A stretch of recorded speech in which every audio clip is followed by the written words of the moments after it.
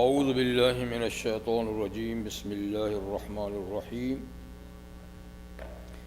ان قارون کان من قوم موسیٰ فبغى علیہم وآتیناہ من الکنوز ما ان مفاتحہ لتنوء بالعصبۃ اولي القوة اذ قال له قومه لا تفرح ان اللہ لا يحب الفرحین وابتغ فيما آتاك الله الدار الآخرة ولا تنس نصيبك من الدنيا وأحسن كما أحسن الله إليك ولا تبغ الفساد في الأرض إن الله لا يحب المفسدين قال إنما أوتيته على علم عندي اولم يعلم ان الله قد اهلك من قبله من القرون من هو اشد منه قوة واكثر جمعا ولا يسأل عن ذنوبهم المجرمون فخرج على قومه في زينته قال الذين يريدون الحياة الدنيا يا ليت لنا مثل ما أوتي قارون إنه لذو حظ عظيم وقال الذين أوتوا العلم ويلكم ثواب الله خير لمن آمن وعمل صالحا ولا يلقاها إلا الصابرون فخسفنا به وبداره الأرض فما كان له من فئة ينصرونه من دون الله وما كان من المنتصرين وأصبح الذين تمنوا مكانه بالأمس يقولون ويك أن الله يبسط الرزق لمن يشاء من عباده ويقدر لولا أمن الله علينا لخسف بنا ويك أنه لا يفلح الكافرون صدق الله العظيم۔ سورۃ القصص کی آیت نمبر 76 سے 82 تک آیات آپ کے سامنے اس وقت تلاوت کی گئی۔ سورۃ القصص جو حضرت موسیٰ علیہ السلام کے واقعات پر زیادہ تر مشتمل ہے۔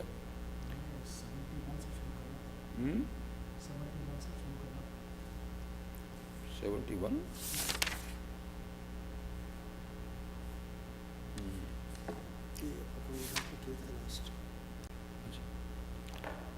تو ان آیات مبارکہ سے 2-3 آیتیں یعنی پہلے سے میں نے سٹارٹ کرنا تھا، وہ بیچ میں چونکہ ایک مہینے کا وقفہ تھا تو میرے ذہن میں نہیں تھا کہ کہاں سے سٹارٹ کرنا ہے۔ تو قل ارأیتم ان جعل اللہ علیکم النہار سرمدا الی یوم القیامۃ من الہ غیر اللہ یأتیکم بلیل تسکنون فیہ افلا تبصرون، یہاں سے شروع کرنا۔ موسیٰ علیہ السلام کے واقعات کا ذکر تو کافی پہلے ختم ہو چکا تھا، اور اس کے بعد اللہ تعالیٰ نے مسئلہ توحید ذکر کیا اور اس کے لیے دلائل ذکر فرمائے تھے کہ اللہ تعالیٰ اپنی جملہ صفات کے ساتھ واحد لا شریک ہے، اور اللہ تعالیٰ کی کوئی صفت بھی ایسی نہیں کہ جس میں کسی قسم کی شراکت ہو۔ اس پر دلائل عقلی اور نقلی دیے گئے، اور ساتھ میں یہ بات بھی سمجھائی گئی کہ جو لوگ منکرین ہیں اللہ کی توحید کے، انبیاء کی رسالت کے، آخرت کے، اس کی ایک بڑی وجہ جو ہے وہ دنیا کی بے انتہا خوشحالی ہوتی ہے۔ جب اللہ تعالیٰ کسی قوم کو بہت زیادہ نعمتوں سے نواز دیتے ہیں، بہت زیادہ خوشحال ہو جاتی ہیں، تو پھر اس کا نتیجہ یہ نکلتا ہے کہ وہ خدا فراموش ہو جاتی ہیں، اللہ کو بھول جاتے ہیں اور انسانی حقوق کو بھی بھول جاتے ہیں۔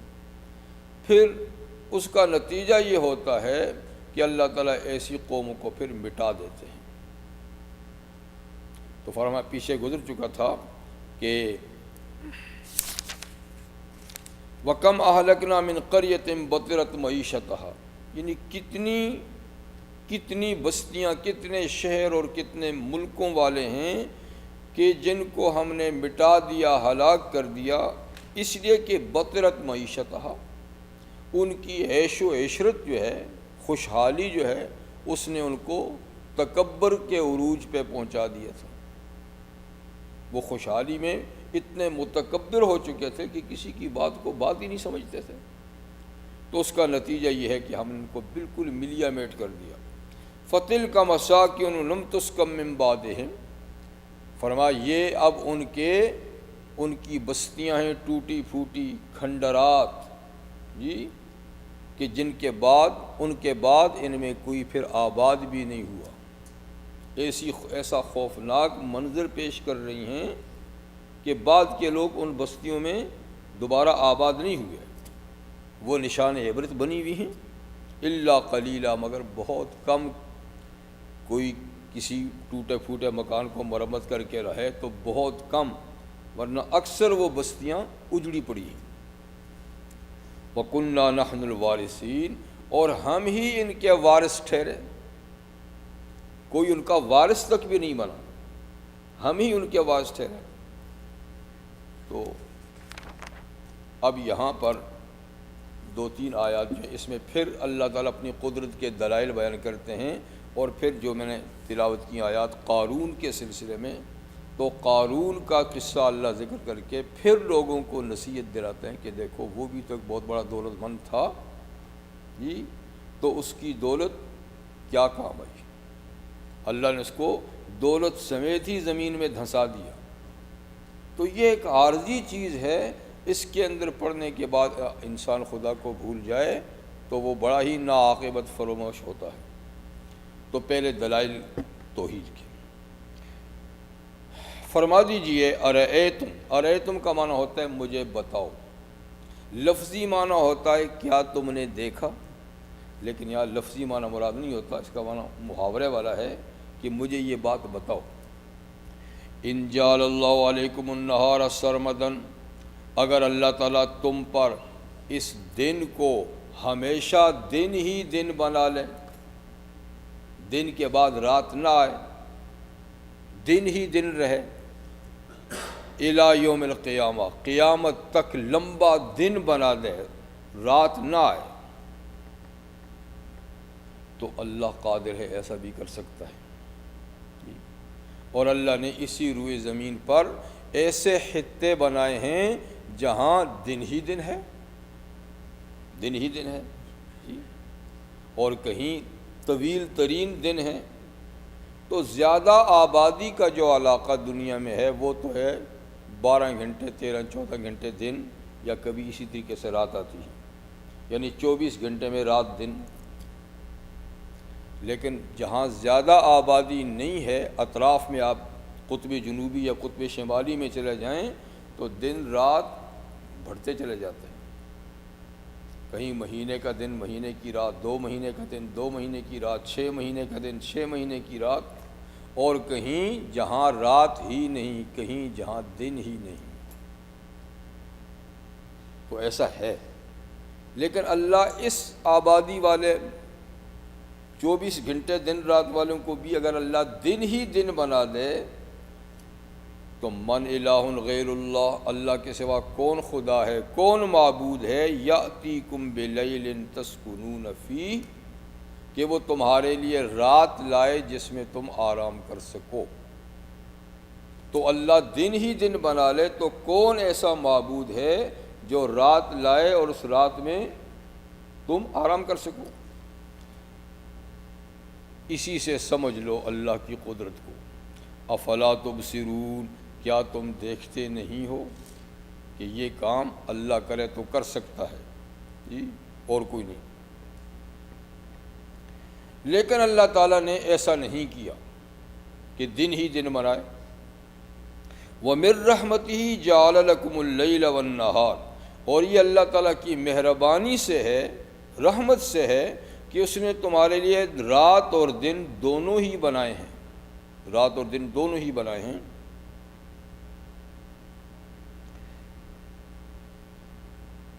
اچھا، لِتَسْكُنُوا فِيهِ، تاکہ تم رات کے وقت سکون حاصل کرو، آرام حاصل کرو۔ تو زیادہ تر دنیا رات کو آرام ہی کرتی ہے۔ پہلے زمانے میں تو سبھی رات کو آرام کرتے تھے، انسان کیا تمام جاندار بھی رات کو. تو یہ قدرت کا جبری نظام ہے کہ روشنی اللہ مٹا دیتے ہیں تو لوگ پھر آرام کرنے پہ مجبور ہوتے ہیں. لیکن اب چونکہ آبادی بڑھ گئی، ضروریات بڑھ گئے، تو رات کو بھی کام کیے جاتے ہیں، لیکن پھر بھی زیادہ تر کام ساری دنیا میں دن ہی کو ہوتے ہیں. یعنی کارخانوں میں کام بھی زیادہ تر، تعلیمی اداروں میں بھی تعلیم دن ہی کو ہوتی ہے، کھیتی باڑی بھی دن ہی کو ہوتی ہے. زیادہ تر جتنے بھی کام ہیں نا وہ دن ہی کو ہوتے ہیں. اس کے مقابلے میں رات کو بہت کم شفٹیں ہیں، کم کام ہوتے ہیں. تو یہ اللہ کی مہربانی ہے. اگر دن ہی دن بناتے تو انسان میں حرص کا ایسا مادہ ہے کہ وہ آرام نہ کرتا اور زیادہ سے زیادہ کام کرنے کی کوشش کرتا، جس کے نتیجے میں اس کی جسمانی قوتیں جلد تحلیل ہو کے ختم ہوتی اور وہ زیادہ دیر تک زندہ نہ رہ سکتا. لیکن اللہ نے ایک سسٹم رات دن کا ایسا بنایا ہے کہ مجبوراً ایک وقت کے بعد آدمی کو کام چھوڑنا پڑتا ہے اور آرام کرنا پڑتا ہے تاکہ اس کی ضائع شدہ قوتیں جو ہیں وہ دوبارہ بحال ہو جائیں اور اگلے دن کے لیے پھر تیار ہو جائیں. یہ اس کی مہربانی ہے کہ تاکہ تم رات کو آرام کرو. وَلِتَبْتَغُوا مِنْ فَضْلِهِ، اور تاکہ تم دن کے وقت اس کا فضل تلاش کرو. فضل ایک عام لفظ ہے جس میں ساری چیزیں ہی آ جاتی ہیں.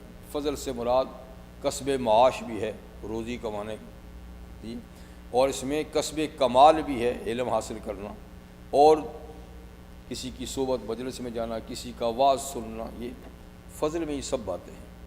تو دن میں زیادہ تر آدمی اللہ کا فضل تلاش کرتا ہے، معاش کے لحاظ سے، کمالات کے لحاظ سے. وَلَعَلَّكُمْ تَشْكُرُونَ، اور تاکہ تم اللہ کی ان نعمتوں پر شکر بھی بجا لو کہ اس نے دن رات کا نظام رکھا. یہ تو ایک دلیل تھی. اب اللہ تعالیٰ قیامت کے دن کے بارے میں فرماتے ہیں وَيَوْمَ يُنَادِيهِمْ فَيَقُولُ أَيْنَ شُرَكَائِيَ الَّذِينَ كُنْتُمْ تَزْعُمُونَ. جو لوگ ان واضح نشانیوں کو دیکھ کر بھی اللہ کو نہیں پہچانتے اور اس کی نعمتوں پہ شکر ادا نہیں کرتے، قیامت کے دن ان کی رسوائی ایسے ہوگی کہ اللہ اس دن ان کو پکاریں گے، مشرکین کو پکاریں گے اور فرمائیں گے اَيْنَ شُرَكَائِيَ الَّذِينَ كُنْتُمْ تَزْعُمُونَ، تم نے جو میرے شریک بنا رکھے تھے، مجھ جیسے خدا بنا رکھے تھے اور میری صفات ان میں تم مانتے تھے، وہ کہاں ہیں؟ جن سے تم نے یہ امیدیں وابستہ کی تھیں کہ یہ خوش ہوئے تو یہ اللہ کے ہاں ہماری نجات کا ذریعہ بنائیں گے، تو آج تم پھنسے ہوئے ہو، وہ کہاں ہیں؟ اَيْنَ شُرَكَائِيَ كُنْتُمْ تَزْعُمُونَ، جو تم خیال کرتے تھے کہ آخرت کی مشکل گھڑی میں یہ تمہارے کام آئیں گے، وہ کہاں ہیں؟ تو ظاہر بات ہے وہ کہاں ہیں؟ نہ ہوں گے. تو کتنی ذلت اور کتنی رسوائی ان مشرکوں کو قیامت کے دن اٹھانی پڑے گی. اور پھر مقدمات لوگوں کی اللہ کی عدالت میں پیش ہوں گے. تو وَنَزَعْنَا مِن كُلِّ أُمَّةٍ شَهِيدًا، ہم ہر امت میں سے ایک گواہ نکالیں گے جو امت پر مجموعی طور پہ شہادت دے گا. اور یہ گواہ کون ہوگا؟ ہر امت کا نبی ہوگا. سب سے پہلے نبی کو طلب کیا جائے گا اور امت کے بارے میں ان سے شہادت لی جائے گی کہ آپ بتائیے جو میرا پیغام لے کر گئے تھے تو ان لوگوں میں سے کس نے اس کو قبول کیا اور کس نے رد کیا.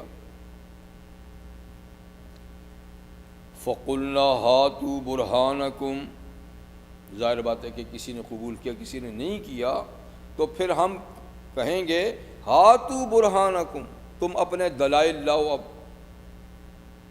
جو تم نے انبیاء کا انکار کیا اور دوسرا رستہ اختیار کیا تو اس رستے کے بارے میں تمہارے پاس کیا دلائل ہیں؟ اپنے دلائل پیش کرو.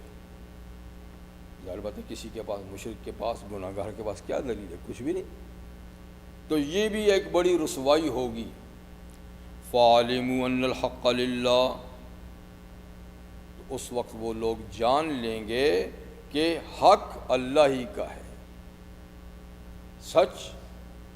سچا پیغام، حق پیغام یہ اللہ ہی کا ہے، اور ہم نے جو کچھ بنا رکھا تھا وہ سب کچھ غلط تھا۔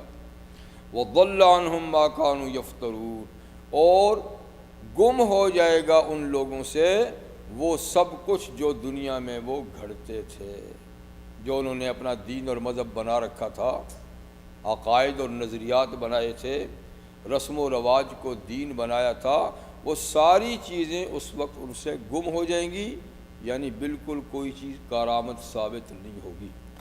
اس دن تو وہی چیز کارآمد ثابت ہوگی جو انبیاء کرام کے ذریعے سے اللہ تعالیٰ نے دنیا میں بھیجی تھی۔ جس نے قبول کیا، نبی کی ہدایت کی سٹیمپ اس پہ ہے، وہ قابل قبول ہے، اور جس عقیدے اور جس عمل پہ نبی کی نبوت کی سٹیمپ نہیں ہے وہ رد ہے، وہ قابل قبول نہیں ہے۔ اب آخر میں اللہ تعالیٰ قارون کا ذکر فرماتے ہیں کہ یہ ساری دنیا کی خرابیاں، عقیدے کی خرابیاں یا عمل کی خرابیاں ہیں، یا جو مختلف مذاہب بنے ہوئے ہیں، اور جو لوگ انبیاء کرام کی بات نہیں سنتے، نہیں مانتے، اس کی وجوہات میں ایک بڑی وجہ کیا ہے؟ یعنی وہ دنیا کی شان و شوکت، مال و دولت، عیش و عشرت ہے۔ ایک سبب تو شیطان ہے، بہکاتا ہے، ایک سبب انسان کا نفس امارہ ہے جو بہکاتا ہے، ایک بڑا سبب دنیا کی عیش و عشرت اور دنیا کی نعمتوں کی اتنی زیادتی کہ جس میں آدمی گم ہو جاتا ہے اور وہ آخرت کو بھول جاتا ہے۔ تو یہ پہلے بھی ذکر کیا تھا کہ ایسی قومیں آئیں خوشحال، جنہوں نے خوشحالی میں خدا کو بھولا، اور اتنے متکبر اور مغرور ہوئے کہ انہوں نے انبیاء کرام کی بات کو نہیں سنا، تو ان کو ہم نے مٹا دیا۔ تو حضرت موسیٰ علیہ السلام کا چونکہ واقعہ صورت میں زیادہ تر ہے، اس لیے ایک ایسا ہی واقعہ مغرور اور متکبر شخص کا جو موسیٰ علیہ السلام کے زمانے میں ہوا، اس کو اللہ نے غرور و تکبر کی جو سزا دی، اب اللہ اس کو ذکر فرماتا ہے۔ ہاں ان کی موجودگی بھی ہوا نا۔ ان قارون کان من قوم موسیٰ، فرمایا یقیناً قارون کوئی غیر آدمی نہیں تھا، موسیٰ علیہ السلام کی برادری کا آدمی تھا، من قوم موسیٰ۔ تو قوم موسیٰ کیا؟ یعنی بنی اسرائیل، یعنی وہ فرعون کی جماعت کا آدمی نہیں تھا، موسیٰ علیہ السلام کی قوم کا آدمی تھا۔ اور مفسرین کہتے ہیں کہ صرف قومی ہی نہیں بلکہ قریب ترین رشتہ دار بھی تھا، موسیٰ علیہ السلام کا چچا زاد بھائی، چچا زاد بھائی، بعض خالہ زاد بھائی کہتے ہیں، چاہے خالہ زاد بھائی ہو یا چچا زاد بھائی ہو، قریبی رشتہ ہے۔ تو یہ شخص موسیٰ علیہ السلام کی برادری کا اور قریبی رشتہ دار تھا، اور موسیٰ علیہ السلام پر ایمان بھی لایا تھا، جیسے اور بنی اسرائیل یہ بھی ایمان لایا تھا، لیکن اس کے ساتھ ساتھ یہ فرعون کا ایجنٹ تھا، اس کے تعلقات فرعون کے ساتھ بھی بڑے۔ تو فرعون کے ساتھ تعلقات کی وجہ سے، اس کے قریب ہونے کی وجہ سے، یہ فرعون بنی اسرائیل سے جو بیگار کام لیتا تھا وہ اس کے ذریعے سے لیتا تھا۔ تو آگے نمائندہ یہ ہوتا تھا، ہاں بھائی یہ اتنے بندے مجھے چاہیے، اتنے آدمی مجھے چاہیے، تو یہ اپنی برادری کے غریب لوگوں کو ہانک کے لے جا اس کا کام کراتا تھا، اور ادھر سے جو ملتا وہ جیب میں ڈال لیتا تھا۔ ایک تو یہ، اور دوسرا یہ کہ فرعون سے اتنے گہرے روابط تھے کہ یہ بڑے بڑے ٹھیکے کنٹریکٹ اس سے لیتا تھا، اور پھر معمولی اجرت سے بنی اسرائیل سے وہ کام کر کے سارا پیسہ جیب میں ڈالتا تھا۔ تو اس طریقے سے اس نے قوم بنی اسرائیل کا خون چوسا، اور خوب پھلا اور خوب دولت مند بنا قارون۔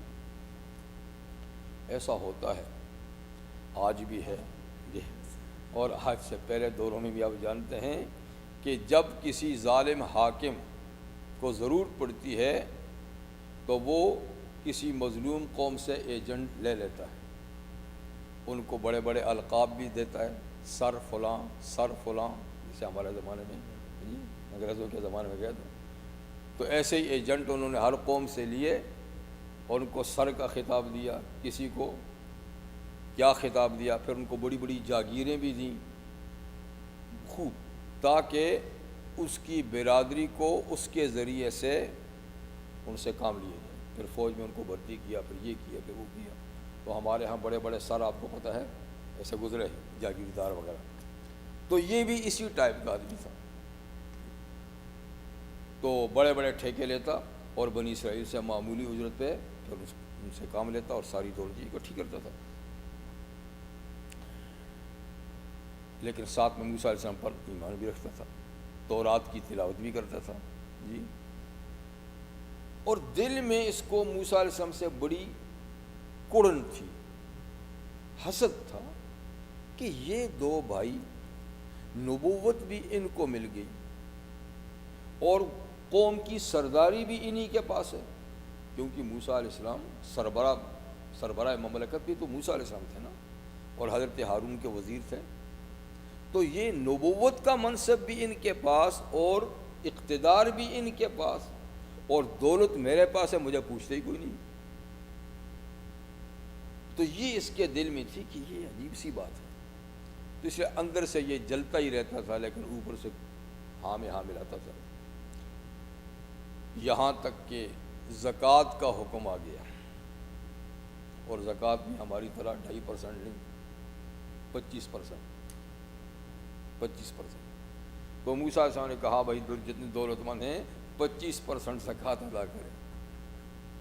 اب کوئی غریب آدمی ہو تو کوئی بات نہیں سمجھتا، کر لیتا ہے، لیکن جن کے پاس بہت بڑی دولت ہو ان کے لیے تو بڑا مشکل ہے، اب تو جل کر کباب ہو گیا، اور جو اندر ہی حسد تھا اب وہ حسد کی باتیں زبان پہ آئیں کہ لو جناب دیکھا، یہ تو زکوٰۃ کے نام پر ہماری دولت پہ قبضہ کرنا چاہتے ہیں، کمایا ہم نے ہے، محنت ہم نے کی ہے، اور یہ کہتے ہیں 25% میں سے دو، ہم تو کبھی نہیں کریں گے ایسا، ہم تو اپنی محنت اور اپنی ہماری اصطلاح میں گاڑے پسینہ، اس کا گاڑا پسینہ کہاں تھا، تو یہ ہم فری میں اس کو 25% دیتے، یہ تو کبھی نہیں کریں گے، تو کھلم کھلا اس نے زکوٰۃ دینے سے انکار کر دیا۔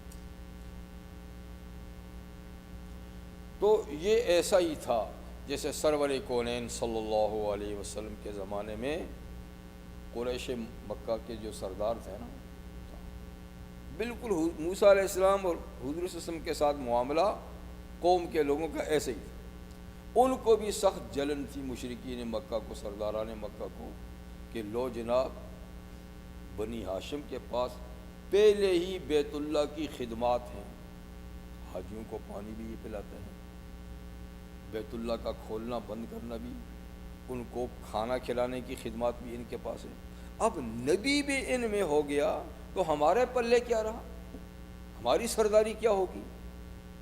تو یہ نہیں تھا، اتنے احمق نہیں تھے کہ وہ حضور کی نبوت کو سمجھتے نہیں تھے، اور وہ قرآن کی صداقت کو نہیں سمجھتے تھے، کوئی اتنے احمق نہیں تھے، لیکن بات صرف یہی حسد کہ پہلی وہ خدمات بھی ان کی قوم میں ہیں، اب یہ نبوت اس میں تو چلو ہم ان کا مقابلہ کرتے تھے، کبھی وہ کبھی وہ کبھی وہ، اب نبی تو ہم نہیں بن سکتے، یہ تو اللہ کی دین ہے، تو نبوت اگر ان میں رہ گئی تو ہم تو باپ پیچھے رہ ہی رہ گئے، لہذا اب اس کے سوا کوئی دوسری بات نہیں بن سکتی کہ اس کا انکار کرو، اس کا مقابلہ کرو، اور یہ بات خود ابو جہل نے کہی، اپنے منہ سے کہی، وہ آل زبان تھے، وہ زبان کی شیرینی بھی جانتے تھے کہ قرآن جیسی شیرینی کسی کی بول میں نہیں ہے، اور پھر قرآن پڑھے وہ جس پہ نازل ہوا ہے، تو اس کے لطف کی کیا بات ہے۔ اس لیے ہوتا یہ تھا کہ یہ سارے سردار تہجد کی نماز میں حضور جب قرآن پڑھتے نا اپنے گھر میں، تو آپ کو پتہ ہے چھوٹی چھوٹی دیواریں، مٹی کی دیواریں ہوتی تھی، اندر کی آواز باہر جاتی تھی، تو یہ رات کو اٹھ کر بستروں سے دیواروں کے ساتھ کھڑے ہو کر کان لگا کے تہجد کی نماز کی قرآن سنتے تھے اندھیرے میں، اور صبح ہونے سے پہلے پہلے جلدی پھر واپس گھروں میں بھی چلے جاتے تھے کہ کچھ دیکھ نہ لے۔ لیکن ایک دفعہ ایسا ہوا کہ ایک دیوار کے ساتھ ابو جہل کھڑا ہے، ایک کے ساتھ اخنس بن شریک کھڑا ہے، اس کے ساتھ کوئی دوسرا کھڑا ہے اندھیرے میں، تو کچھ وقت تھوڑا آگے پیچھے بھی ہو جاتا ہے نا، تو ایک جو جانے لگا تو دوسرے نے دیکھ لیا، تو اس نے پکارا، بھائی ہاں بھائی کون ہے؟ بھائی فلاں۔ کہاں سے آ رہے ہو؟ یار ایسے بس واک کے لیے گئے تھے صبح۔ ٹھیک ہے، تم؟ میں بھی ایسے ہی نکلا تھا ماں۔ ایک دن، 2 دن، 4 دن، پھر ایک دن اخنس نے کہا، یار روزانہ اس وقت واک کیسی ہوتی ہے؟ اس نے کہا پھر تیری کیسی ہوتی ہے؟ دیکھ ہم مذہب اور عقیدے کے دونوں ایک ہیں، سچ سچ بتا، سچ سچ بتا، تو ہر رات کو اٹھ کے کہاں جاتا ہے؟ پھر میں بھی بتاؤں گا۔ اس نے کہا یار تو اچھی طرح جانتا ہے کہ محمد جب قرآن پڑھتے ہیں تو بڑا ہی لطف آتا ہے اور نیند نہیں آتی، وہاں چین نہیں آتا، تو اصل بات یہ ہے کہ میں وہ سننے کے لیے آتا ہوں۔ اب تو بنا، تب میری بات بھی یہی ہے، میں بھی اسی لیے آتا ہوں۔ پھر اخنس نے کہا اچھا یار یہ شیریں آپ بھی جانتے ہیں، میں بھی جانتا ہوں، اب دیکھ تو یار غار ہے میرا، ہم دونوں کا عقیدہ نظریہ ایک ہے، سچ سچ بتا تو قرآن کے بارے میں اور محمد کے بارے میں کیا سمجھتا ہے؟ اس نے کہا اس میں پوچھنے کی کیا بات ہے، یہ بھی سچا وہ بھی سچا۔ اس نے کہا جب یہ بھی سچا وہ بھی سچا، تو پھر عداوت اور دشمنی کا کیا مطلب ہوا؟ قبول کیوں نہیں کر لیتا؟ قبول تو یہ بھی نہیں کر رہا نا، ہیں تو دونوں ایک جیسے۔ اس نے کہا یار آپ اچھی طریقے سے جانتے ہو کہ قرآن اور محمد سچے ہیں، لیکن تم ہی دیکھو نا کہ مکے کی وادی میں سردار کون ہے؟ میں ہوں، تم بھی اپنی جگہ میں سردار ہو، پر سب سرداروں کا میں ہوں، اور ہم میں اور ان کے قبیلے میں بہت پہلے سے بنی ہاشم میں اور بنی مخزوم میں مقابلہ چلا آ رہا ہے، کبھی جھنڈا قوم کا ان کے ہاتھ میں ہوتا ہے، کبھی ہمارے ہاتھ میں ہوتا ہے، کبھی فلاں جی، تو اب تک تو ہم ان کے ساتھ یہ مقابلہ کرتے چلے آئے ہیں، لیکن اب ان میں ایک آدمی نے کہا میں خدا کا نبی ہوں، تو تم ہی بتاؤ اس میں ہم کیا مقابلہ کریں؟ اب ہم تو نہیں کہہ سکتے کہ ہم بھی اللہ کے نبی ہیں، اور سرداری کے کاموں میں تو ان کا مقابلہ ہم کرتے رہے، لیکن اس میں تو مقابلے والی بات نہیں ہے۔ تو اب اس کے بغیر چارہ ہی نہیں کہ یا تو سرداری کو قائم رکھیں اور یا پھر اس کو مانیں۔ تو ہم نے تو طے کیا کہ سرداری کو قائم رکھنا ہے، ان کو نہیں ماننا۔ صاف بات اس نے کہی، ایک دوسرے کو کہی۔ تو یہ مطلب یہ ہے کہ بنی اسرائیل کی طرح، یعنی قارون کی طرح اچھی طرح یہ لوگ بھی خود کو جانتے تھے کہ اللہ تعالیٰ کے نبی ہیں، لیکن بات وہی حسد کی تھی، جیسے اس کو حسد تھا کہ یہ سردار بھی ہیں نبی بھی ہیں، ان کو بھی تھا کہ اس کو نبی مان لیا تو اس کو سردار بھی ماننا پڑے گا، اس کے پیچھے چلنا پڑے گا، تو یہ کام تو ہم سے نہیں ہو سکتا، حسد۔ پھر دوسری طرف دیکھیے اور سرداروں کے علاوہ، جیسے قارون موسیٰ علیہ السلام کا قریبی رشتہ دار، حاسد، ابو لہب حضور کا قریبی رشتہ دار، حقیقی چچا، اور مکہ کا دولت مند انسان، جی دولت مند آدمی، معمولی آدمی نہیں۔ ابو طالب تو غریب سے، ابو لہب بہت دولت مند تھا۔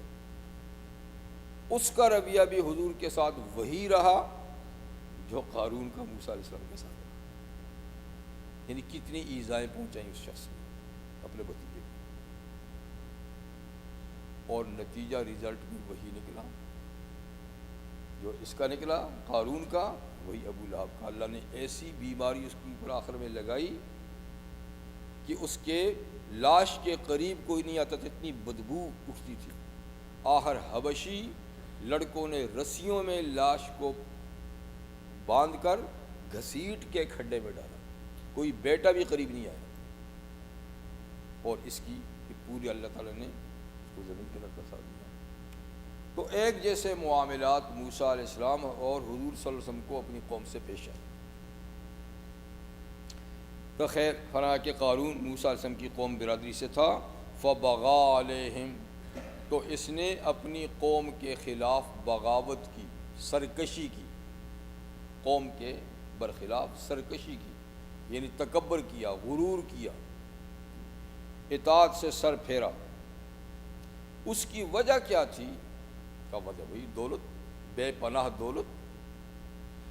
کتنی دولت؟ وَآتَيْنَاهُ مِنَ الْكُنُوزِ مَا إِنَّ مَفَاتِحَهُ لَتَنُوءُ بِالْعُصْبَةِ أُولِي الْقُوَّةِ، اور ہم نے اس قارون کو خزانوں میں سے، کنوز کنز کی جمع ہے، خزانے، خزانوں میں سے اتنے خزانے دیے تھے کہ ان مفاتحہ، کہ ان کی صرف چابیاں ہی لتنوء، بھاری پڑتی تھیں، بوجھل پڑتی تھیں، بالعصبۃ، ایک جماعت پر، اولی القوہ، طاقتور جماعت۔ عصبہ کہتے ہیں 3 سے لے کر 10 تک افراد کی جماعت کو، یعنی جس جماعت میں 3 سے 10 تک، 7 8 9 6 5 آدمی ہوں، اس کو عصبہ کہتے ہیں۔ تو یعنی ایک عصبہ، ایک اچھی خاصی جماعت، 7 8 9 10 آدمی کی جماعت، مشکل سے وہ اس کی تو چابیاں ہی اٹھاتے تھے۔ تو جس کی چابیاں ہی خزانوں کی اتنی ہوں کہ 8 10 آدمی مشکل سے اٹھاتے ہوں، تو اس کے خزانوں کا کیا اندازہ ہوگا۔ دوسری بات یہ کہ مفاتح کا جو لفظ ہے یہ 2 لفظوں کی جمع بن سکتا ہے، مفتح اور مفتح۔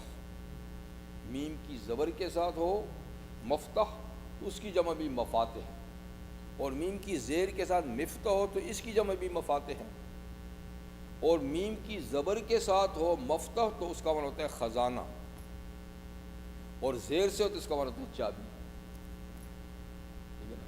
تو اگر یہ مفاتح مفتح کی جمع ہو تو اس کا معنی ہوگا خزانے، کہ ہم نے اس کو اتنے خزانے دیے تھے کہ وہ ایک بڑی جماعت لوگوں کی مشکل سے ان خزانوں کو اٹھا سکتی تھی۔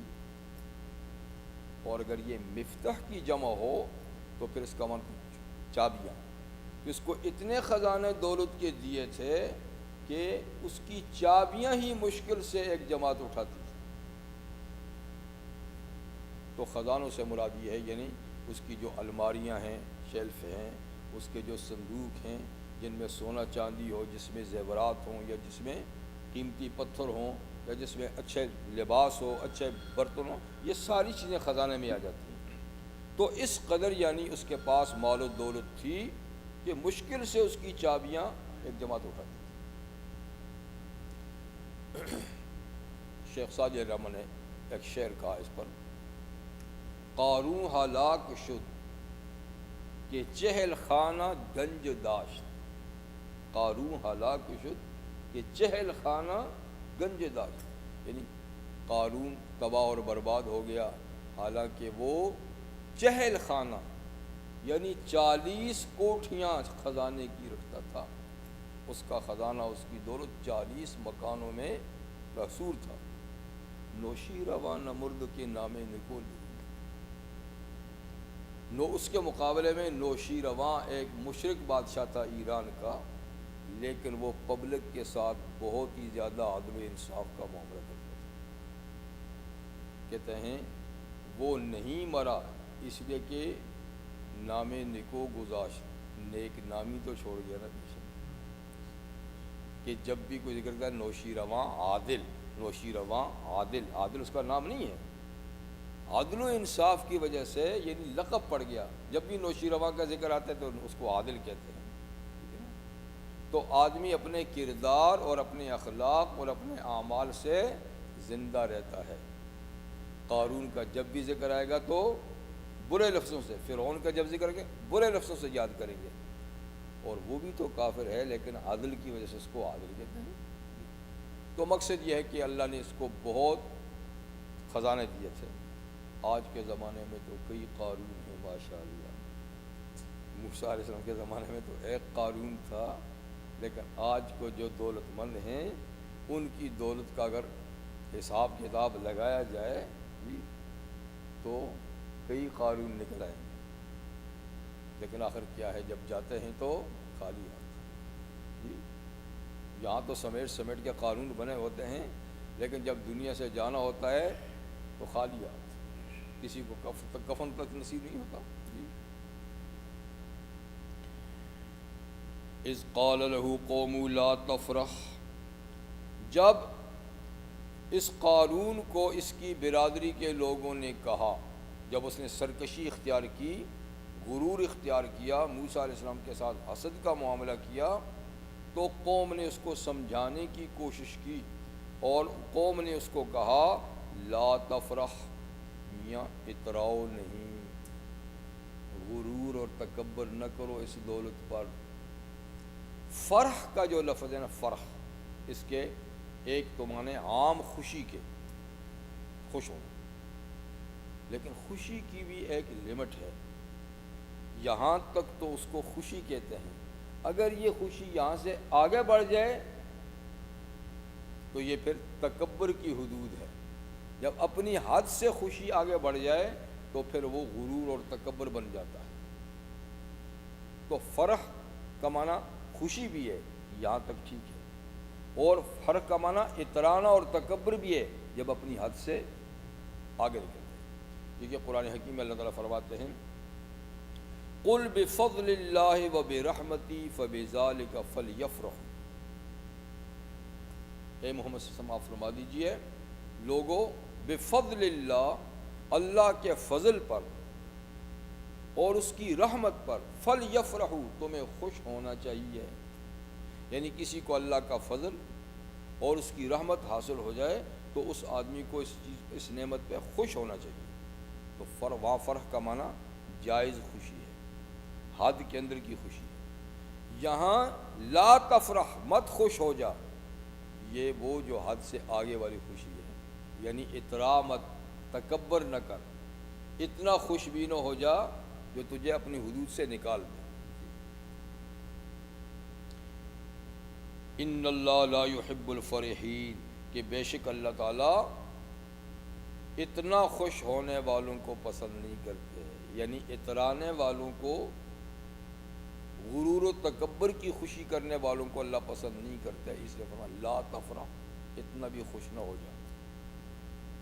تو پہلی نصیحت قوم نے کیا کی کہ میاں اتراؤ نہیں، اللہ اترانے والوں کو پسند نہیں کرتے۔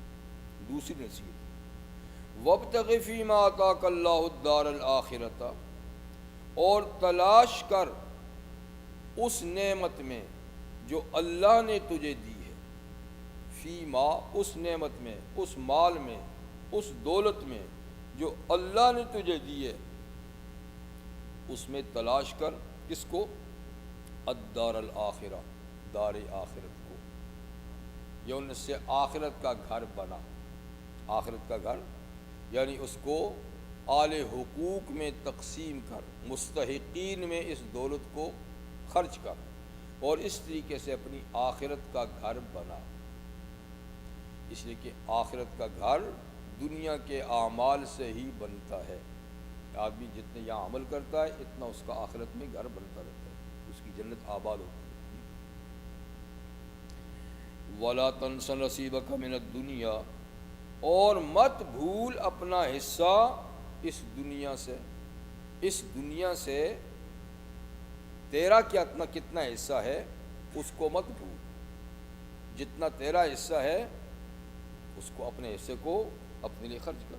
مطلب کہ تیرا حصہ کیا ہے؟ جیسے حضور صلی اللہ علیہ وسلم نے فرمایا کہ آدمی کہتا ہے مالی مالی، یہ میرا مال ہے، یہ میرا مال ہے، یہ میرا مال ہے، حالانکہ اس کا تو وہی مال ہے جو اس نے کھا کر ہضم کر لیا یا پہن کر پرانا کر لیا یا اس نے آخرت کے لیے بیچ دیا، اس کا تو اتنا ہی مال ہے۔ جو چھوڑ دیا وہ اس کا نہیں، وہ تو وارثوں کا ہے۔ تو خواہ مخواہ کہتا ہے کہ میرا میرا میرا ہے، تیرا وہ جو تو نے کھایا، جو تو نے پہنا، جو تو نے آگے کے لیے ٹرانسفر کیا، بس جو بچا وہ تیرا نہیں ہے۔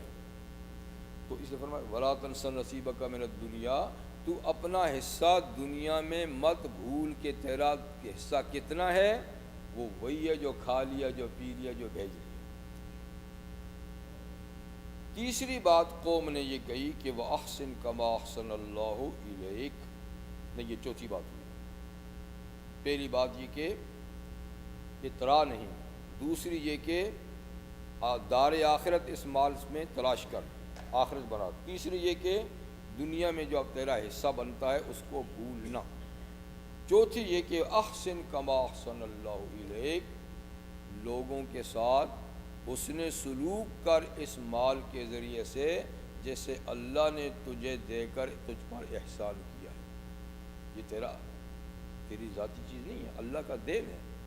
تو جیسے اللہ نے یہ مال دے کر تجھ پر احسان کیا ہے، تو ان لوگوں کو دے کر احسان کر جن کو اللہ نے اتنا نہیں دیا، ٹھیک ہے نا، ضرورت مند ہے، تو تو بھی احسان کر۔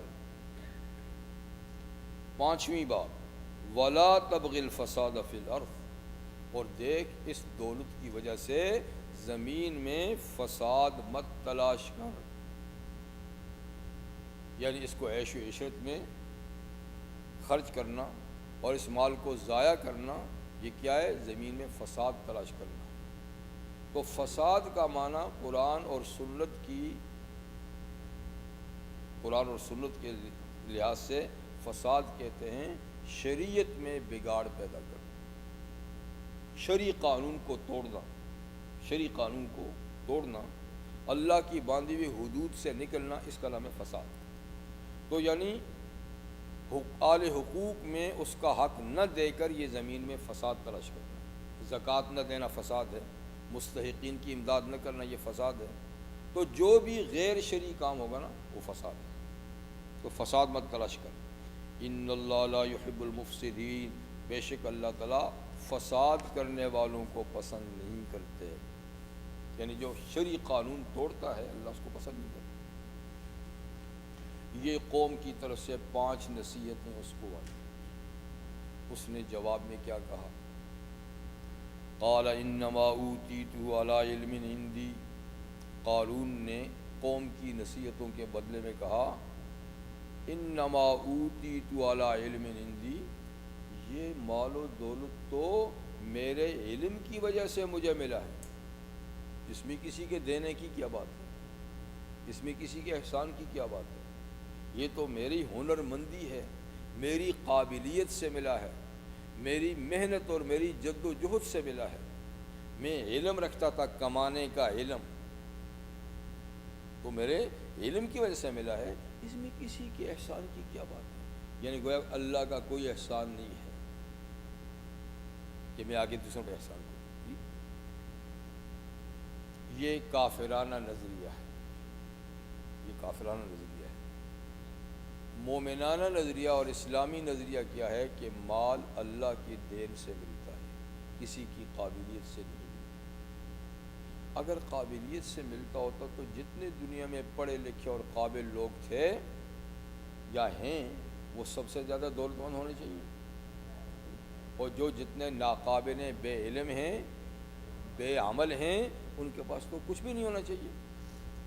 لیکن ہم دنیا میں دیکھتے ہیں کہ بہت سے بے علم اور بے عمل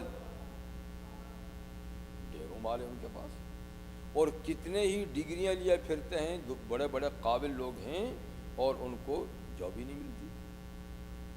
تو یہ کیا اس بات کی دلیل نہیں کہ یہ قابلیت سے نہیں ملتا بلکہ اللہ کی تقسیم سے ملتا ہے؟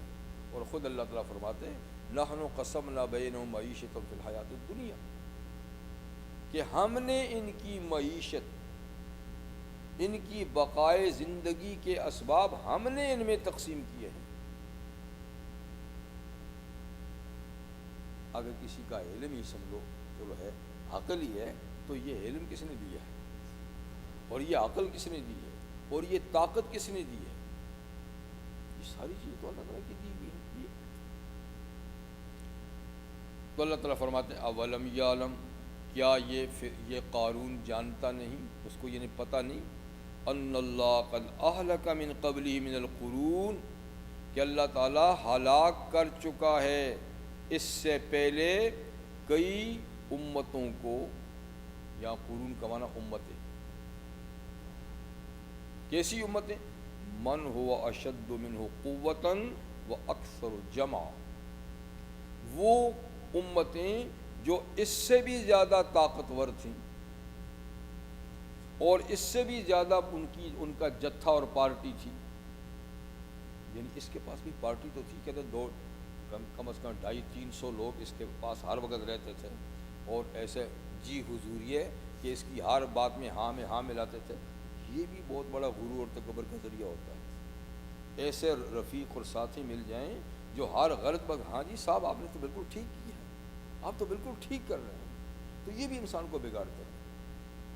تو آدمی نہ بگڑے تو غلط مشیر بھی اس کو بگاڑ دیتے ہیں، تو بہت سے لوگ اس طرح بگڑتے ہیں۔ تو اس کے پاس بھی 12 اس کے وزیر مشیر تھے، کچھ 250-300 آدمی جو اس کی ہر بات میں ہاں ملاتے تھے، اس سے بھی اس کا دماغ خراب ہو گیا۔ تو اللہ فرماتے ہیں کہ اس سے بڑی بڑی جتھے والی فوجوں والے، بلکہ دنیا میں حکومت کرنے والے ہم نے وہ نہیں چھوڑے، یہ تو ایک فرد ہے اور اس کے پاس صرف مال ہی ہے، حکومت نہیں ہے، فوج نہیں ہے، تو یہ کیسے بچے گا؟ وَلَا يُسْأَلُ عَنْ ذُنُوبِهِمُ الْمُجْرِمُونَ، اور مجرم لوگ جب اللہ ان سے انتقام لیتا ہے تو ان سے پھر پوچھا نہیں جاتا، مجرموں سے پھر پوچھا نہیں جاتا کہ کیوں، بلکہ اللہ تعالیٰ کے علم میں سب کچھ۔ بہرحال یہ بات اس کو سمجھائی گئی، لیکن اس نے نہیں سمجھی، اور اس نے اپنی طور طریقے نہیں بدلے، یہاں تک کہ فخرج علی قومہ فی زینتہ، ان نصیحتوں کا الٹا ہی اثر ہوا، بجائے سمجھنے کے ایسا ہوا کہ کسی موقع پر، کسی فنکشن میں وہ اپنی قوم پر اپنی پوری زیب و زینت کے ساتھ نکلا، کسی پروگرام میں نکلا، جیسے بھی نکلا، تو مطلب ہے کہ جتنا آرائش اور نمائش کا سامان تھا سارا لے کر نکلا، عمدہ گھوڑا، اس پر سنہری زین، بہترین ریشمی لباس اپنا، اور پھر اس کے ساتھ وہ جو اس کے لاٹھی پاٹی لوگ تھے ان کے پاس بھی گھوڑے خچرے، اور ان کو بھی عمدہ لباس لے کر پورا ایک جلوس نکالا اس نے، اور اپنی دولت کی خوب اس نے قوم کے خلاف نمائش کی۔ تو زیبائش کی تو اجازت ہے، نمائش کی نہیں۔ آرائش کر سکتے ہیں، زیبائش کر سکتے ہیں، نمائش نہیں۔ یعنی اللہ کی نعمت سمجھ کے آپ کو اللہ نے اچھا لباس دیا تو آپ پہن لیں، یہ آرائش ہے جی۔ خذوا زینتکم عند کل مسجد، جب نماز میں آؤ تو خوب آراستہ ہو کر، زینت اچھے لباس میں ملبوس ہو کر آؤ، ٹھیک ہے، لیکن لوگوں کو دکھانا، ہاں میرے پاس ایسا لباس ہے، میرے پاس ایسی سواری ہے جی، تاکہ ہش ہش کریں لوگ، اس کی غلطی ہے۔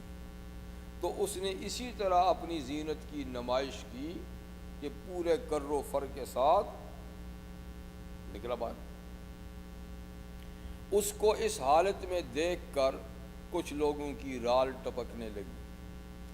قال الذین یریدون الحیاۃ الدنیا، تو ان لوگوں نے کہا جو دنیا کی زندگی چاہتے تھے، آخرت سے غافل تھے، ان کے سامنے دنیا ہی دنیا تھی، تو اس کو اس حالت میں دیکھ کر انہوں نے کیا کہا، یا لیت لنا مثل ما اوتی قارون، اے کاش ہمارے پاس بھی ہوتا جیسے قارون کو مال دیا گیا ہے، ایسا مال ہمارے پاس بھی ہوتا، ہمیں بھی دیا ہوتا جی، کاش۔ انہ لذو حظ عظیم، یہ تو بڑے نصیبوں والا ہے، تو بڑا خوش قسمت ہے، خوش قسمت جی، بڑے نصیبوں والا ہے، کاش ایسا ہمیں بھی دیا ہوتا۔ تو وہ تو بیچارے للچائی نظروں سے ہی اس کو دیکھتے رہے، لال ان کی رال ٹپکتی رہی۔ ان کی اس تمنا، بے جا تمنا پر اہل علم نے پھر تبصرہ کیا، جو حزنی بنی اسرائیل میں صاحب علم تھے، جو حقائق جانتے تھے، جو دنیا اور آخرت دونوں کا علم رکھتے تھے کہ یہ ایک فانی جہاں ہے، وہ ایک باقی جہاں ہے، ٹھیک ہے، تو جن کی نظریں دنیا آخرت دونوں پہ تھیں اور دونوں کا تقابل سمجھتے تھے، انہوں نے ان کی اس تمنا پہ یہ تبصرہ کیا۔ وقال الذین اوتوا العلم، اور ان لوگوں نے کہا جن کو علم دیا گیا تھا، تو یا علم سے مراد دنیا کا علم نہیں، آخرت کا علم جی، جو جنت کی نعمتوں کو بھی سمجھتے تھے، انہوں نے کہا ویلکم، افسوس تم پر، کس چیز کی تمنا کر رہے ہو، افسوس تم پر، ثواب اللہ خیر لمن آمن وعمل صالحا، اللہ کے ہاں جو ثواب ملنے والا ہے نا، وہ بہتر ہے اس شخص کے لیے جو اللہ پر ایمان لائے اور اس کے بعد نیک اعمال کرے، تو وہ ثواب ہے تمنا کرنے کے قابل، اس کی تمنا کرنی چاہیے، اس پہ نظر رکھنی چاہیے۔ وَلَا يُلَقَّاهَا إِلَّا الصَّابِرُونَ، اور وہ ثواب نہیں حاصل کیا جا سکتا، نہیں حاصل ہو سکتا مگر صبر کرنے والوں کو، جو دنیا کی چہل پہل اور دنیا کی رنگینیوں کو دیکھ کر صبر کرے تو وہ ثواب اسی کو ملے، اور جو یہاں رال ٹپکائے وہ اسی کی تمنا کرے تو وہ ثواب سے محروم رہے گا۔ تو دیکھو ثواب وہی بہتر ہے، یہ کوئی چیز نہیں ہے، یہ تو فانی ہے، آج ہے کل نہیں ہے۔ اس بہار کے پیچھے خزاں لگی ہوئی ہے اور وہاں بہار ہی بہار ہوگی، خزاں نہیں ہوگی۔ تو یہ انہوں نے تبصرہ کیا، بال انہوں نے تمنا کا اظہار کر دیا۔ اس نمائش کے بعد، کیونکہ وہی زکوٰۃ کی بات تھی نا، اب تو زیادہ اس کو تکلیف ہوئی، تو اس نے ایک منصوبہ بندی کی موسیٰ علیہ السلام کو بدنام کرنے کی، بدنام کرنے کی، یعنی بات اور بڑھ گیا، اور بڑھ گیا۔ تو اس نے، جیسے کہ مفسرین نے لکھا ہے، ایک فاحشہ عورت، بدکارہ عورت کو اس بات پہ آمادہ کیا کہ دیکھ ہم تمہیں خوب نوازیں گے، خوب مال دیں گے، تم بس جب موسیٰ ایک دفعہ جلسہ عام میں گناہوں کی سزائیں بیان کرتے ہو نا، تو اس وقت ذرا یہ بات کہہ دیں، میں بھی یہ نہیں ہوں گا، میں بھی ایک سوال کروں گا اور تم پھر یہ بات کہہ دینا، پھر دیکھ اتنی نوازشیں تجھے، بس اتنی سی بات کہہ دینا۔ چنانچہ موسیٰ علیہ السلام ایک جلسہ عام میں تعزیرات پہ گفتگو فرما رہے تھے، تعزیرات یعنی گناہوں کی سزا، تو چوری کی یہ سزا ہے، فلاں کی یہ سزا ہے، زنا کی یہ سزا ہے، کرتے کرتے جب زنا کی سزا آپ نے بیان کی تو قارون بول اٹھا کہ موسیٰ یہ سزا پبلک کے لیے ہے یا اگر یہ جرم آپ سے ہو تو آپ کے لیے بھی ہوگی؟ اللہ کا نبی تو معصوم ہوتا ہے، لیکن دیکھیں وہ تو ہاتھ سے گزر چکا تھا نا، تو آپ نے فرمایا کہ یہ سزا سب کے لیے ہے، اس سے کوئی مستثنا نہیں، جو بھی یہ جرم کرے گا یہ سزا اس کے لیے۔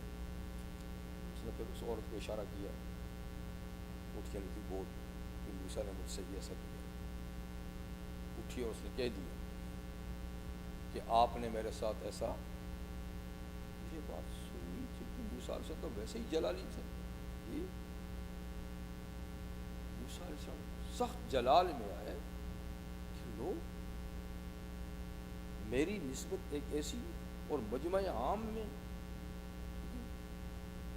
تو موسیٰ علیہ السلام بہرحال بہت زیادہ غضبناک ہوئے، لیکن آپ نے اپنے آپ کو حوصلہ دیا، اور حوصلہ دینے کے بعد آپ اس خاتون کو کہا قریب آیا، قریب آیا، کہا تجھے میں قسم دیتا ہوں اس خدا کی جس نے بنی اسرائیل کے لیے دریا پھاڑ کر ان کو پار کیا، اور قسم دیتا ہوں اس خدا کی کہ جس نے بنی اسرائیل کے لیے تورات جیسی کتاب نازل فرمائی،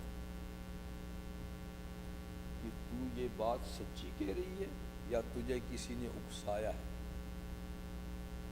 ایک طرف اتنی شدید قسم اور پھر موسیٰ علیہ السلام کا جلال، تو عورت فوراً بولی کہ نہیں، بات ایسی نہیں ہے، مجھے قارون نے لالچ دی تھی کہ یہ بات کروں، اس نے لالچ دی تھی دولت کی کہ یہ بات کروں، واقعہ ایسا نہیں ہے۔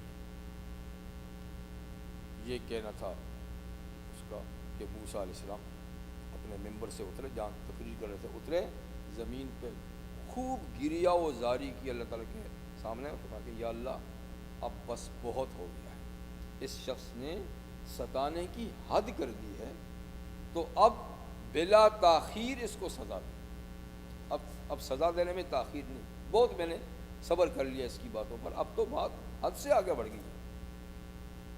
موسیٰ علیہ السلام کی دعا تھی کہ فوراً اللہ تعالیٰ کی طرف سے عذاب آ گیا، فرشتوں کو حکم دیا کہ اچھا، فرشتوں کو حکم دیا کہ سزا اس کو دو، مطلب کہ اس کی جتنی کوٹھیاں ہیں سامان سمیت وہ بھی ساتھ، تاکہ یہ نہ سمجھے کہ موسیٰ نے میرے خلاف بد دعا کر کے مجھے ہٹا کر میرے مال پہ قبضہ کر لیا، وہ بھی اس کے ساتھ کیا، تو سارا سامان جوڑ کر اس کے ساتھ رکھا۔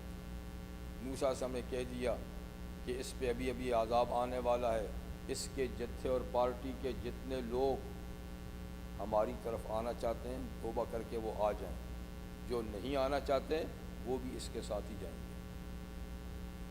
تو وہ جو 250-300 لوگ تھے اس میں سے بڑی تعداد وہاں سے اٹھی، توبہ کی اور موسیٰ علیہ السلام کے پاس آ گئے، لیکن کچھ بدقسمت ایسے بھی تھے جو نہیں اٹھے، تو نہیں اٹھے تو پارٹی کے وہ لوگ پورے ساز و سامان سمیت اللہ نے حکم دیا زمین کو جس کو نگل، اسی موقع پر زمین پھٹی اور قارون اپنے دوستوں اور اپنے ساز و سامان سمیت دھنسا، اور قیامت تک دھنستا رہے گا۔ جب قیامت قائم ہوگی تب اس کا پاؤں کہیں جا کے رکے گا، تب تک یہ دھنستا رہے گا۔ ایسا اور ایک واقعہ بھی زمین میں دھنسنے کا حضور صلی اللہ علیہ وسلم نے بیان فرمایا کہ پہلی امتوں میں سے کوئی شخص تھا، حسین و جمیل، دولت مند، تو اس نے 2 بڑی قیمتی چادریں پہن رکھی تھیں۔ اس زمانے میں قمیص شلوار کا رواج نہیں ہوتا تھا، تہبند اور اوپر چادر پہنتے تھے، تو بڑی قیمتی 2 چادریں اس نے زیب تن کی تھی، ایک باندھی ہوئی تھی ایک اوپر ڈالی ہوئی تھی، اور بڑے غرور سے جا رہا تھا اکڑتا ہوا۔ تو دنیا میں اکڑنے والے تو بے شمار لوگ ہیں، لیکن اللہ کسی کو دنیا میں نہیں سزا دیتے، اس کا اس وقت کا اکڑنا اللہ کو پسند نہیں آیا تو حکم دیا کہ اس کو زمین کو اس کو نگل، تو حضور نے فرمایا اس کو زمین میں دھنسا دیا، اور اب تک دھنستا جا رہا ہے، اور قیامت کے دن ہی اس کے پاؤں جا کے رکیں گے۔ تو آپ کو پتہ ہے زمین میں دھنسنے کے تو اور بھی کئی واقعات ہوئے ہیں۔ 1949 میں، جس وقت میں کہیں 2 سال کا تھا، اس زمانے کی بات ہے کہ ہمارے ہاں پنجاب میں فیروز پور ایک ضلع ہے، تو جی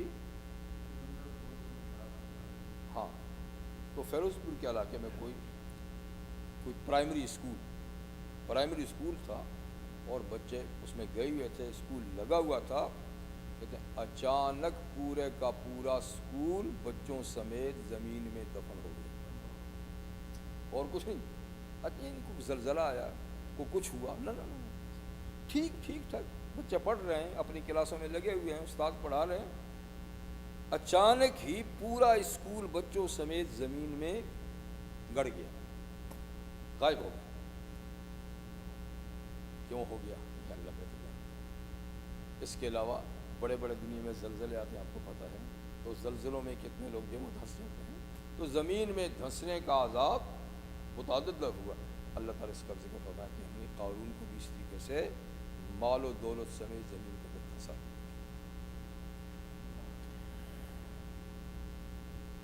فخسفنا بہ وبدارِ الارض، ہم نے دھنسا دیا قارون کو اور اس کے مکانوں کو بھی زمین میں. فما کان له من فئة ينصرونه من دون اللہ، تو کوئی پارٹی نہیں تھی جو اس کی مدد کو آتی اللہ کے سوا. کوئی پارٹی نہیں تھی کہ اس کو دھنسنے سے بچانے کے لیے آتی. ہاں اللہ بچانا چاہتے تو بچا سکتے تھے، اور کوئی نہیں پارٹی تھی. وما کان من المنتصرین، اور وہ خود بھی ہم سے بدلہ لینے والا نہیں تھا. ہم سے انتقام وہ نہیں لے سکتا تھا، یعنی ہماری عذاب سے وہ میں عذاب قبول نہیں کرتا.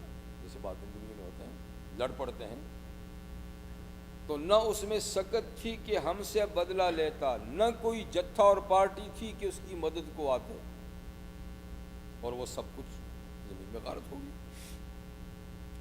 جب اس کا حشر یہ ہوا، یعنی پبلک کے سامنے یہ حشر ہوا، تو اس مجمع عام میں وہ لوگ بھی تھے جو کل اس کی نمائش پہ تمنا کر رہے تھے، رشک کر رہے تھے، تمنا کر رہے تھے، وہ بھی تھے. انہوں نے اس کا حشر دیکھتے ہی فوراً کیا کہا؟ وَأَصْبَحَ الَّذِينَ تَمَنَّوْا مَكَانَهُ بِالْأَمْسِ، اور صبح کو وہ لوگ جنہوں نے اس جیسا ہونے کی تمنا کی تھی کل اس کا جلوس دیکھ کے اس جیسا ہونے کی جو تمنا کی تھی، کاش ہمیں بھی یہ ملتا. تو صبح کو کیسے ہوا؟ یقولون، وہ کہتے تھے، وَيْكَأَنَّ اللَّهَ، تعجب ہے کہ بے شک اللہ تعالیٰ یبسط الرزق لمن یشاء من عبادہ ویقدر، اللہ ہی کشادہ کرتا ہے روزی جس کے لیے چاہتا ہے اپنے بندوں میں سے، اور تنگ بھی کرتا ہے جس کے لیے چاہتا ہے. یہ اختیار صرف اللہ کے پاس ہے کہ کس بندے کو کتنا دیتا ہے، تھوڑا دیتا ہے، زیادہ دیتا ہے. لولا امن اللہ علینا، اگر اللہ کا احسان ہم پہ نہ ہوتا اور ہماری تمنا کے مطابق ہمیں بھی مل گیا ہوتا، لخسف بنا، تو اللہ ہمیں بھی دھنسا دیتا اس کے ساتھ. یہ تو اس کی مہربانی ہے کہ ہماری تمنا پوری نہیں کی. اگر ہماری کل کی تمنا اللہ پوری کر دیتا اور ہم بھی یوں ہی سرکش ہوتے تو آج ہمارا حشر بھی ایسا ہی ہوتا. وَإِكَأَنَّهُ لَا يُفْلِحُ الْكَافِرُونَ، اور کہا تعجب ہے کہ کافر فلاح نہیں پائیں گے، چاہے ان کے پاس دنیا کا اقتدار کیوں نہ ہو، دنیا کی دولت کیوں نہ ہو، ان کے پاس فوجیں کیوں نہ ہوں، ان کے پاس اسلحہ کیوں نہ ہو، لیکن فلاح کبھی نہیں پائیں گے. فلاح اس کامیابی کو کہتے ہیں جس کے بعد کبھی ناکامی نہ ہو. تو دنیا کے اندر فلاح کا ملنا مشکل ہے، اس لیے کہ دنیا کی ہر کامیابی کے ساتھ ناکامی لگی ہوئی. اصل فلاح جو ہے وہ جنت میں، جب جو آدمی جنت میں داخل ہو گیا بس وہ فلاح پا گیا. تو یہ قصہ اللہ تعالیٰ نے قارون کا یہاں آخر میں اس لیے ذکر کیا کہ دیکھو جن چیزوں میں پڑھ کے تم حق سے روگردانی اختیار کرتے ہو وہ چیزیں ساتھ جانے والی نہیں. پہلے بھی قومیں غارت ہوئیں جو قارون سے زیادہ دولت مند، صاحب اقتدار، طاقتور تھیں، اور موسیٰ علیہ السلام کی قوم میں قارون ایک بہت بڑا دولت مند تھا، لیکن یہ چیز ان کے کام نہ آئی. اس کی بلبوتے پر انہوں نے حق کو قبول نہیں کیا، لیکن آخر میں یہ چیز ان کے لیے کام نہ آئی. آج بھی یہی ہے، آج بھی یہی بات ہے کہ یہ ساری رونقیں مان پڑ جائیں اور یہ ساری بہار خزاں کی نظر ہو جائے گی، لیکن اسی میں پڑھ کر ہم لوگ خدا کو بھولیں گے کہ میرے پاس یہ ہے، میرے پاس یہ ہے، میرے پاس یہ ہے، اور یہ کچھ نہیں ہے. آخر جب آنکھ بند ہوئی تو تیرے پاس جو کچھ ہے وہی دل پڑا رہے گا، تیرے پاس تیرے اعمال ساتھ ہیں. واللہ تعالیٰ ان حقائق اور واقعات سے ہمیں سبق حاصل کرنے کی توفیق عطا فرمائے، اور اپنی اطاعت اور اپنی عبادت اور اپنی معرفت ہمیں نصیب فرمائیں. وآخر دعوانا